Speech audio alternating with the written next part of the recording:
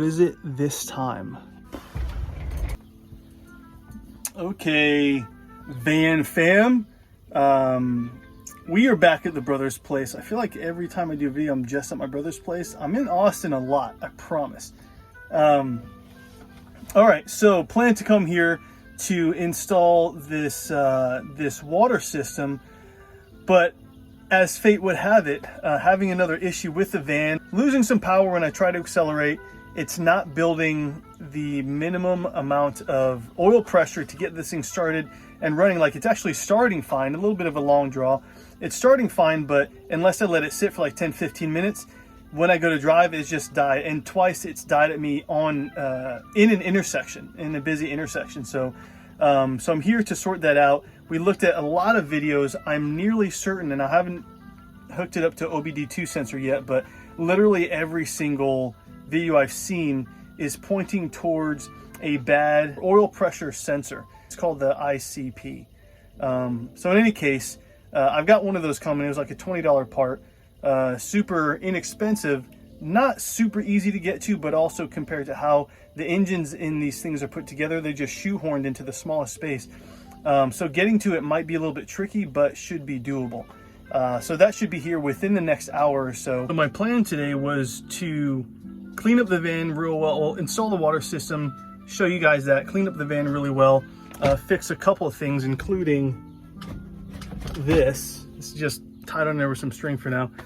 Fix a couple of odds and ends, but basically clean it up and do a van tour, because I'm seeing a lot of van tours, even low top van tours like myself on YouTube, and they always say best van tour layout or best van layout or whatever. And it's always, I'm gonna be honest with you, with a couple of exceptions, it is 99.9% of the time all the same stuff. And I'm gonna be honest with you, I feel like what I've created in mine is definitely off the beaten path and unique in terms of function, airflow, comfort, and systems. So my plan was to show that to you guys, but it depends on what I can get done here today, hoping that this one component, swap it in and out, it fixes the issue. So that's what we're doing today.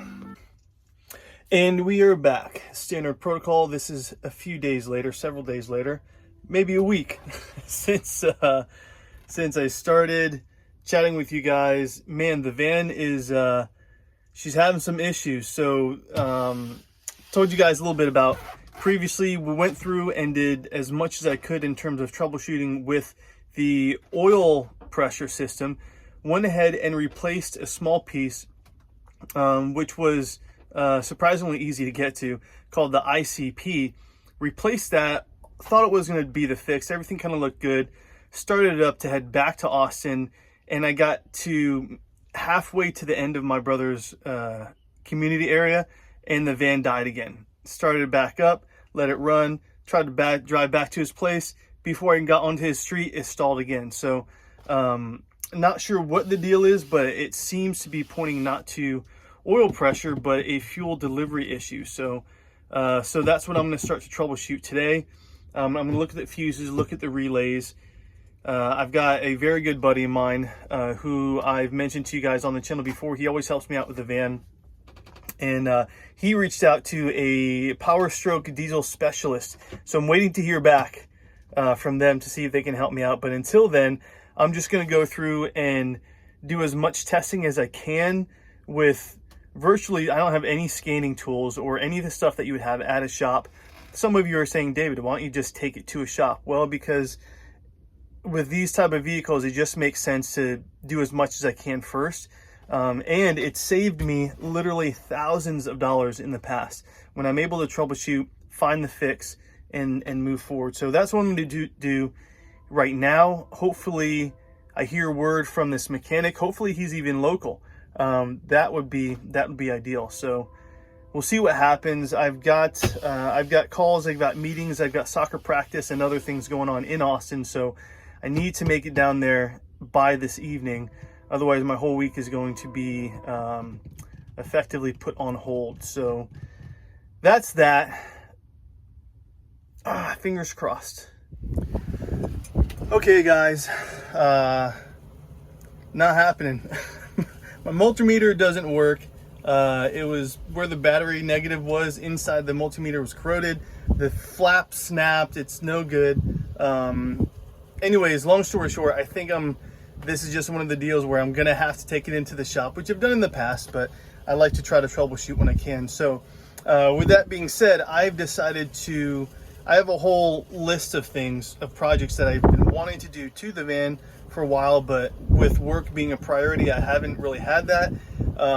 So for the rest of the day, the goal is just, I'm going to address some of these little projects that have to do with the water pump, the water tank, potentially fixing my underdesk scenario, which I haven't talked to you guys about yet, putting more tape on the roof, because although it's doing an incredible job, I'm still getting the tiniest little drips, tiniest little leaks whenever it does rain, but it is worlds better than it used to be. So I can actually be dry in here. So that, and I might even take the wheels off and clean this bad boy. I don't know. I've got a lot that I've wanted to do to this thing. So right now I am working on putting up the light that's going to backlight my water tank. So as you guys saw, I underlit the cabinet with these LEDs a while back, and I've got some running inside here so I can see what's happening. It's just underneath under here. But I'm looking at this, and I should be able to simply run wires from where the tank is going to be, which is under here, but I'll be able to see the tank through here. So I'm testing right now to make sure I can simply just like clip in the wires that run to those lights. And if I'm learning 12-volt electric properly, it should be a super easy deal, and I won't have to do anything complicated.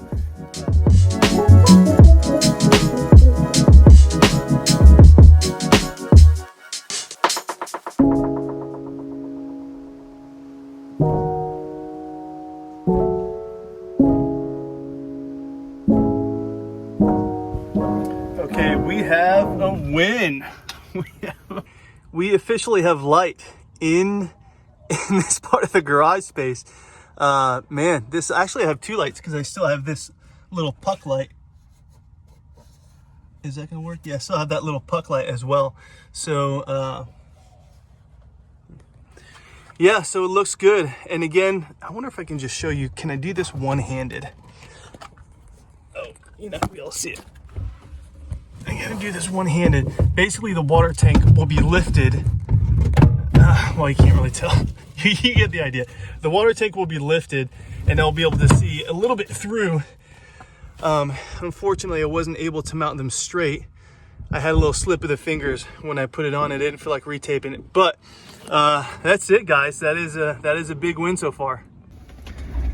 Toggle switch for the water pump is officially in. I just gotta run these lines. I'm gonna dip them into the floor of the cabinetry, and I have some loom. I don't know if I can see it. It usually sticks out. I've got a line running here. You can see it just there in the corner. It runs all the way underneath and then up to the battery bank. So I think my next move is I'm actually going to remove the water pump, because from what I understand, you always want to put it closest to the water source. So I'm going to remove that, look at the wires, sort out what I got to do. I think it's going to be easy to run the wires to the water pump that I need. I don't see this being an issue given how I constructed the bottom of the cabinetry and the drawer slides behind me. So yeah, so we're moving, fam.